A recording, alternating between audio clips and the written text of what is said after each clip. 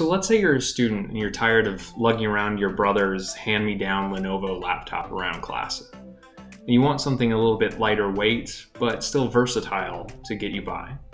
You want to take notes in class, work on projects and homework with your classmates, and maybe a little bit of Twitter and Netflix outside of class. This is the Microsoft Surface Go 2, and this is the iPad 7th generation. These two tablets are excellent solutions for both work and play, and at a reasonable price point. On the surface, these are quite similar devices.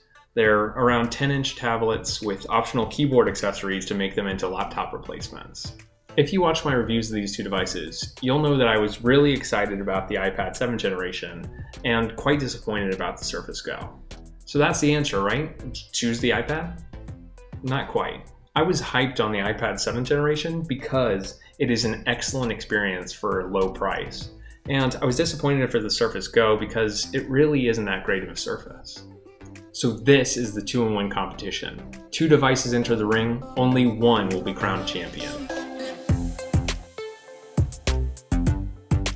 The contestants will be judged on 6 categories, with 0 to 3 stars being awarded in each category. If you want to play along at home, be sure to leave down in the comments what your rating for each category is. Oh, and just to get it out of the way, I know I'm going to be a biased judge. There's no way for me to determine what's ultimately best for you, but I can tell you about my own experience. With that, let's talk about the displays. Both of these devices sport 10-inch displays, with the Surfaces being a little bit larger at 10.5 inches. The Surface's display is also laminated, meaning that there's no gap between the touch layer and the display itself. This reduces glare and greatly improves the experience. The iPad, on the other hand, does have great colors and it gets brighter than the Surface Go, but the lack of a laminated display does disappoint me. Therefore, I'm going to award 3 stars to the Surface and 1 star to the iPad. Design is largely subjective, and the design of these two devices is more different than similar. The Surface Go 2 has a more functional and utilitarian design, whereas the iPad has a more curvy and seamless design. The Surface Go 2 is made to stand in landscape orientation, whereas the iPad is made to be held in portrait. For me, I find the iPad to be more visually appealing, and there's 3 color options. But I care most about functionality, and the Surface's included kickstand is absolutely excellent. You can get a kickstand with the iPad with an optional accessory like the Logitech Combo Touch keyboard, which does close the gap. All in, I would give both the iPad and the Surface 2 stars for design. What makes a good tablet? My criteria are the UI, the fluidity or the user experience, and the stylus.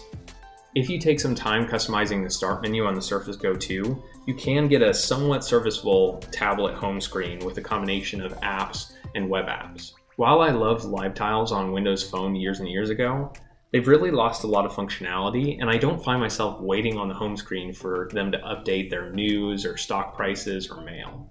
On the other hand, I wish there were widgets on the iPad home screen because I don't mind staying there for longer. The iPad's home screen is excellent out of the box, if not very customizable. Notifications on the Surface are the most frustrating things ever. While I imagine spending months customizing what shows up as a toast notification and what stays in my Action Center, I really don't have that sort of patience. Almost 100% of the notifications that I get on Windows, I swipe away immediately, only get frustrated when the next one pops up. Whereas notifications that I get on the iPad are more informative and useful. Gesture navigation on the iPad 7th generation is just hamstrung a bit by the fact that there is a home button. You can swipe up to go home and swipe up and hold to access the multitasking menu, but there's no quick swipe back to the previous app. For the Surface Go, swiping in from the left will access the multitasking menu, swiping in from the right will access the Action Center, and swiping down from the top will close an application. While these are relatively good gestures, unfortunately there's no back gesture, only a weird back button that does different things based on context, and the speed at which the gestures are executed is so terrible that they're more trouble than they're worth. Both of these tablets are advertised as creative devices, with styluses being central to the experience. The Surface Pen is excellent with low latency and a built-in eraser, but outside of OneNote and some drawing apps, I found that the support to be lacking. And specifically on the Surface Go, the pen often lags and stutters when the performance can't catch up. The Apple Pencil has a hard plastic tip that doesn't feel quite as natural against the surface of the screen, but the experience does feel quite a bit more polished. This is especially the case with iPadOS 14, which allows you to write in text boxes anywhere on the screen. All in for tablet use, I would give 3 stars to the iPad and 1 star to the Surface. So we're all tied up at 6 points. Similar to the tablet experience, I'll split out the laptop experience into 3 categories: keyboard, trackpad, and power usability. Since there's no Apple keyboard cover for the iPad that offers a trackpad, I'm going to be using the Logitech Combo Touch keyboard, which I argue is a must-have accessory for the iPad, and the best keyboard accessory that I've used for any iPad. Even if it is the best for an iPad, it still falls short relative to the Surface Go 2 keyboard.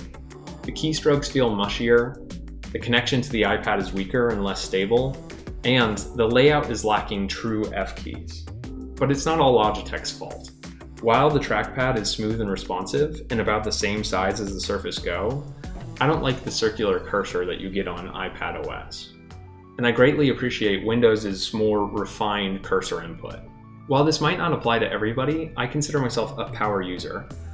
Things like shortcut keys, default app changes, and registry changes matter a lot to me because I don't often find the out-of-the-box experience right for me. It should be obvious that this subcategory goes directly to the Surface, because the iPad doesn't try very hard to be a power user's device. While you can remap some keys on the iPad's physical keyboard, the iPad is still way behind in offering the kind of optionality that any PC has. This could be seen as a feature because the iPad will be perfectly fine out of the box for most people. For laptop use all in, I'm going to award 3 stars to the Surface and 1 to the iPad. Let's move on to the specs and the performance. I'd like to note that I'm using the base models of both of these devices. The Surface Go 2 does have an optional upgrade to 8 gigs of RAM and a Core M3 processor, whereas the iPad has the optional upgrade to 128 gigs of storage. If you plan on using your iPad for saving documents or a lot of pictures, I would recommend the upgrade, which makes these prices quite a bit more similar. But how does the performance compare? In daily performance, the iPad trounces the Surface. Like, it's not even a contest. Apps load faster, clicks direct quicker, and browsing the web isn't a total chore.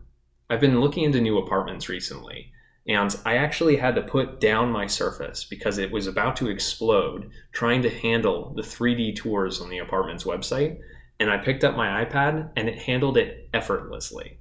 Performance is what really soured the Surface Go 2 for me, and why I ended up giving it a thumbs down in my review. 3 stars to House Cupertino, and 1 to House Redmond. Okay, we're in a straight tie going into the home stretch. Let's talk about app support.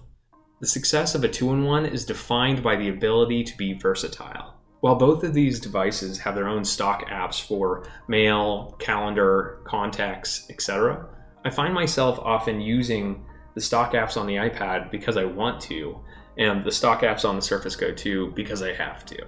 And it's not news that the Apple App Store has millions of more apps than the Microsoft Store.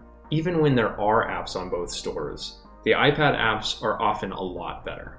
Now personally, I'm in the browser more often because a lot of times I find that a lot of apps don't have the functionality that I need from them that the websites do give, eBay being a good example.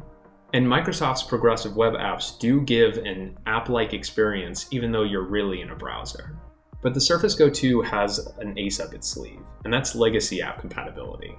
I've been learning web development for about 6 months, and I've tried time and again to use the iPad to code, and I just can't find the right apps to be able to do it. None of them compare to using Visual Studio Code or whatever you want on the Surface Go 2.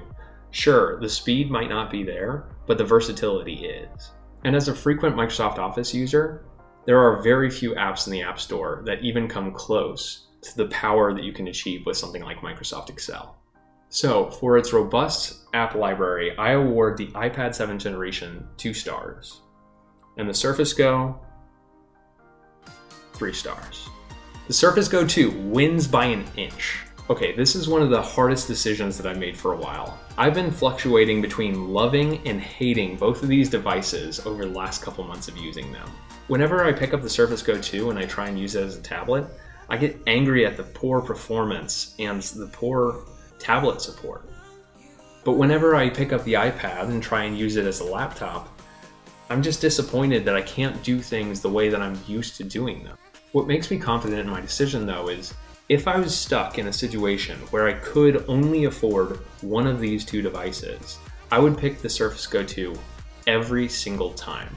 And that's because I would want to be ready just in case my work or my school started requiring me to use an application that wasn't available on iPadOS. Not everyone is going to have this experience, so I highly recommend that you evaluate your own use case and determine which one is better for you.